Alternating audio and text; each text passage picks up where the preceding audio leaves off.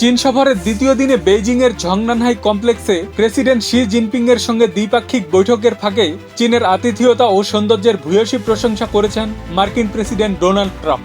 শুক্রবার 15 মে হোয়াইট হাউসের সাংবাদিকদের প্রতিবেদনে জানানো হয়েছে, চীনের প্রশাসনিক কেন্দ্র ঝংনানহাইয়ের বাগানে হাঁটার সময় ট্রাম্প সেখানকার সাজসজ্জা দেখে অভিভূত হন। বিশেষ করে বাগানের গোলাপ ফুল দেখে তিনি মন্তব্য করেন, এগুলো তার দেখা বিশ্বের সবচেয়ে সুন্দর গোলাপ। এ সময় শি জিনপিং এর প্রতি কৃতজ্ঞতা প্রকাশ করে ট্রাম্প জানান, চীনা প্রেসিডেন্ট তাকে হোয়াইট হাউসের রোজ গার্ডেনের জন্য গোলাপ উপহার দেওয়ার প্রতিশ্রুতি দিয়েছেন। সফর চলাকালীন ডোনাল্ড ট্রাম্প চীনা প্রেসিডেন্টের সম্ভাব্য যুক্তরাষ্ট্র সফরের তারিখও ঘোষণা করেছেন। তিনি জানান, আগামী 24 সেপ্টেম্বর শি জিনপিং ওয়াশিংটন সফরে যেতে পারেন।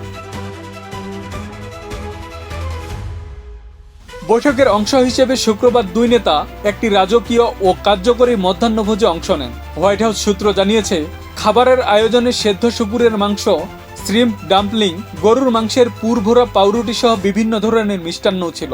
হোয়াইট হাউসের সফরসঙ্গী ও সাংবাদিকদের জন্য ভ্যানে করে ম্যাকডোনাল্ডসের খাবার সরবরাহ করার বিষয়টিও আলোচনায় উঠে এসেছে।